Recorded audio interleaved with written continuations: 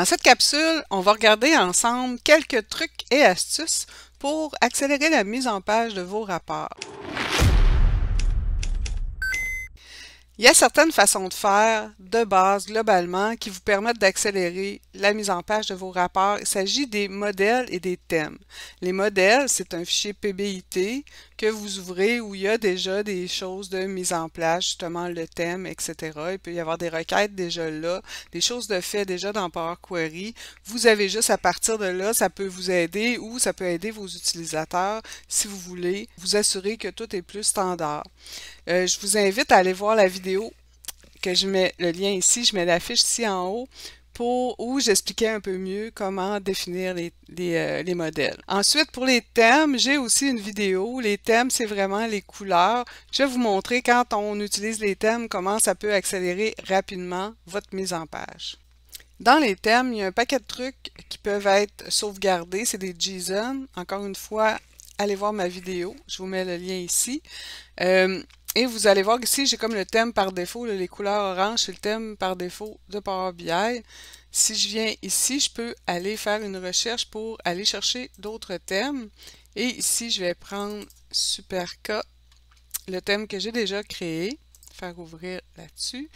Et vous allez voir toutes les couleurs vont être ajustées selon le nouveau thème. Dans le menu affichage, ici vous avez quadrillage et aligné sur la ligne.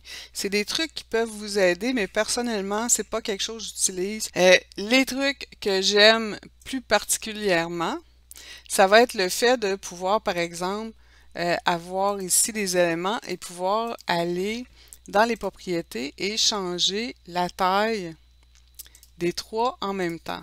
Donc ici, je pourrais dire que les trois, je les veux à 100 de haut et à 200 de large. Et vous voyez, les trois sont mis à jour automatiquement. C'est vraiment bien de pouvoir faire ça. Autre truc que je peux faire aussi, c'est venir faire l'alignement par ici. Donc, aller sur Format, parce que j'ai sélectionné mes éléments, et venir faire les aligner en haut, par exemple, ou à droite ou à gauche selon le cas, selon mes besoins. On peut aussi faire la distribution. OK? Ici, par exemple, aller distribution horizontalement, ça fait qu'il va venir mettre entre chaque élément la même distance. Donc, distribuer comme ça. Ça peut fonctionner de la même façon là, si j'ai mes éléments comme ça.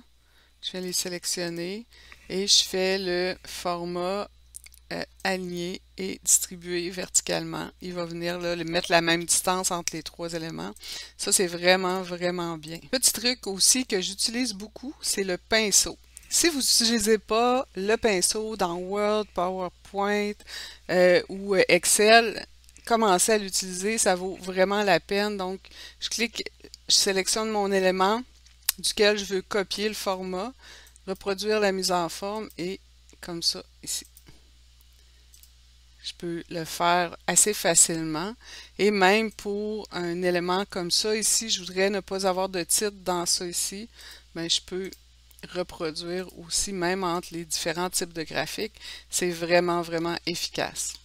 Ensuite, par rapport aux tables et matrices, comme celle que j'ai ici, lorsque vous allez changer les propriétés, vous avez la présélection de style là, qui va venir vous permettre de changer des éléments dans les visuels. Là, vous pouvez faire ligne alternée comme ça.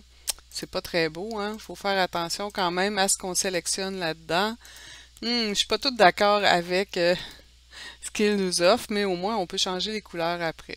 Je suis plus du genre à prendre le minimal ici, qui vient vraiment, on a des petites lignes là, entre chaque ligne, donc ça fait vraiment plus chic. Ensuite, toujours pour les grilles, si vous allez dans grille ici, une chose bien qui est dans les options, c'est la possibilité de changer la taille de la police et on le fait globalement pour la liste au complet. Donc, si on veut agrandir, rapetisser, on le fait à un endroit et ça fonctionne très bien. Et si vous voulez agrandir ou rapetisser là, votre hauteur de ligne, bien, il y a le remplissage ici aussi qui se fait globalement et c'est très rapide. J'utilise ça très souvent. Aussi, c'est une bonne pratique d'aligner les entêtes de la même façon que le contenu là, dans les listes. On peut faire ça encore une fois en allant dans colonne spécifique, en sélectionnant ici, on va mettre unité vendue. On peut faire appliquer à l'entête ici et faire aligner à droite. Et vous voyez, ça fonctionne bien. C'est sûr que quand on a plusieurs colonnes, c'est un peu plus long. Mais voilà, on vient aligner l'entête de la bonne façon. Pour finir, je ne sais pas si ça accélère vraiment, mais c'est quelque chose qu'il faut savoir qu'on peut utiliser. Si vous voulez avoir vos données en millions plutôt que les avoir à l'unité, vous pouvez aller ici dans colonne spécifique, OK, et aller sélectionner vos colonnes. Ici, j'ai mes ventes, là, c'est le seul que je peux faire, mais vous pouvez aller changer ici et dire je veux des millions et une seule décimale et ça fonctionne là, très rapidement. Si vous avez plusieurs mesures, plusieurs colonnes, là, vous pouvez le faire à l'unité aussi. J'espère que vous avez apprécié les petits trucs que je vous ai donnés, que vous avez appris quelque chose et que vous allez les utiliser. N'oubliez pas de faire j'aime et abonnez-vous si ce n'est pas encore fait.